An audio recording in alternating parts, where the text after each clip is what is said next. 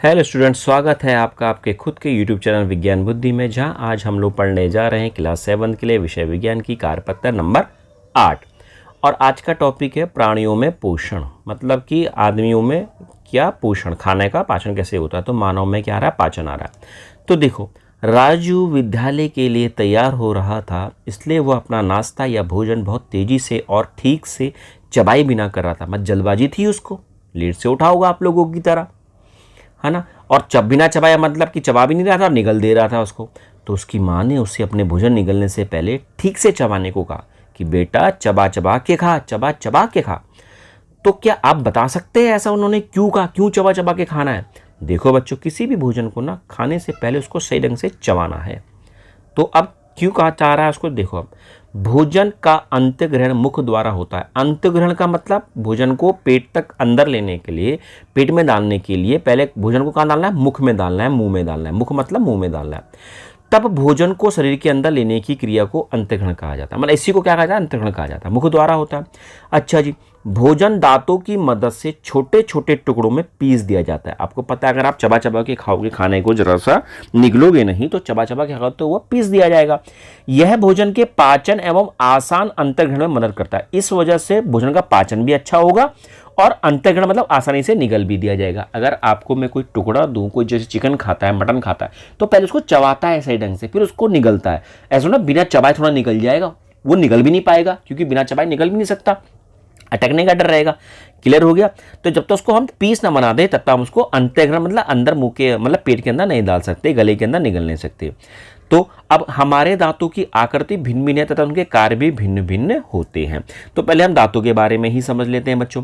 देखो बच्चों, हमारे दांत टोटल 32 होते हैं, पर उन 32 में 4 प्रकार के दांत होते हैं। पहला होता है कृंतक।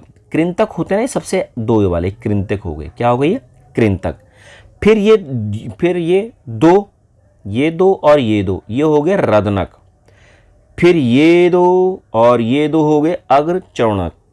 फिर ये 3 और ये 3 हो गए चरणक।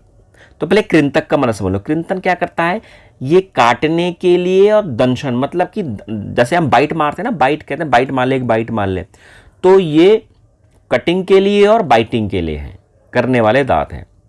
रदनक कौन से, चीरने और फाड़ने वाले दांत। चीरते ना, जैसे कभी किसी ने गन्ना चूसा होगा तो पहले उसको, उसके जो बाहर वाला कवर को उसको चीरते हैं, फाड़ते हैं उसको, है ना, चीरने और फाड़ने के काम आते हैं। अग्रचरणक जो ये होते हैं, ये दो, ये वाले अब ये पूरे के पूरे 6 अग्रचरणक और चरणक, ये खाने को चबाने के लिए, पीसने के काम आते हैं। खुद देखो भैया, अगर हम काटेंगे तो आगे वाले दांतों से ही हम उसको चीर फाड़ या काटेंगे, पर चबाने के लिए हम अपने दाढ़ के दांतों को ही यूज करते हैं। तो दाढ़ के दांत हैं ये, जिनको अग्रचरणक और चरणक बोलते हैं। क्लियर हो गया बच्चों? अच्छा जी, दांतों वाले समझ लिया। अब समझो कि हम मुंह में क्या करते हैं, खाना खाते रहते हैं। तो हमारे मुंह के अंदर ना, हमारा जो ये पूरा फेस है, ये आँख हो गई, ये नाक हो गया और ये पूरा मुंह है। तो यहाँ पर की तरफ, इस अंदर की तरफ, मुंह के अंदर की तरफ ना लाला ग्रंथि होती है। लाला ग्रंथि, ये लाला ग्रंथि है बच्चों मुंह में, अंदर की ओर, बाहर की ओर नहीं, अंदर की ओर लाला ग्रंथि होती है। इस लाला ग्रंथि से लाला रस निकलता है, इसे बोलते हैं लार। जैसे हम बोलते हैं थूक, जो थूक निकलता है ना हमारा, उस थूक को हम क्या बोलते हैं, लार बोलते हैं। और वैसे क्या बोला जाता है उसको, लाला रस बोलते हैं। तो लाला रस कहां से निकलती है, लाला ग्रंथि से। ग्रंथि एक प्रकार की टंकी समझ लो, ग्रंथि को आप क्या समझ लो, एक प्रकार की टंकी समझ लो। टंकी में पानी स्टोर होता है ना, वैसे ही इस लाला ग्रंथि के अंदर लाला रस मतलब लार मतलब थूक इकट्ठा होता है और थूक निकलता रहता है। तो अब ये लाला रस करता क्या है बच्चों, जब हम भोजन को चबाते हैं ना, जब हम भोजन को चबाते हैं तो भोजन में होता है मंड। क्या होता है, मंड। इस मंड को, जो लाला रस होता है मतलब जो लार होती है, वो किसमें चेंज कर देती है मंड को, शर्करा में। किसमें, शर्करा में, ये याद रखना। तो भोजन जो हम करते हैं, जो भी हम भोजन कर रहे हैं उसमें होता है मंड, फिर उस मंड को लार किसमें चेंज कर देती है, शर्करा में। अगर आप रोटी खाओगे ना और उस रोटी को आप चबाओगे, चबाते रहो चबाते रहो चबाते रहो, बहुत चबा दो, एकदम उसको पानी ऐसा बना दो, तो वो रोटी ना हल्की सी आपको मीठी लगेगी, हल्की सी मीठी लगेगी, क्योंकि अब उस रोटी में जो मंड था वो लार ने उसको क्या बना दिया, शर्करा बना दिया, हल्का सा चीनी बना दिया। क्लियर हो गया बच्चों? तो इसलिए कहते हैं चबा चबा के रखो, तो आधा खाना तुम्हारे मुंह में ही चब जाएगा, फिर उसको हम क्या कर लेंगे, अंदर डाल देंगे, तो आसानी से क्या हो जाएगा, चब जाएगा। तो यही कारण है कि भोजन करते समय हमें खाने को ठीक से चबाना चाहिए बच्चों। क्लियर हो गया? अच्छा जी, अब बात करते हैं जीभ की, जीभ का क्या काम है भैया। भैया जीभ ही तो है जिसमें आप रोटी को फंसा रहे हो, वो एक प्लेटफॉर्म है। और जीभ एक मांसल पेशी अंग है, मांस से भरी पड़ी है, जो पीछे की ओर मुख से, मतलब मुंह से एकदम, फिर ये मुंह जो होता है आपका अंदर की ओर, वहां से बाहर निकली हुई है। इस जीभ पर स्वाद कलिकाएं होती हैं। स्वाद कलिकाएं मतलब स्वाद होती हैं, एक मीठा स्वाद, एक खट्टा स्वाद, एक नमकीन स्वाद और एक कड़वा स्वाद। तो देखो मीठा स्वाद कहाँ पर होता है? जीभ के आगे वाले हिस्से में। खट्टा स्वाद कहाँ होता है? इन किनारों पर। नमकीन बीच बीच में। और जो कड़वा होता है वो जड़ पर होता है। क्लियर हो गया बच्चों? तो जीभ स्वाद देती है आपको बच्चों। अच्छा जी, इसके अलावा दांतों की देखभाल करनी चाहिए आपको।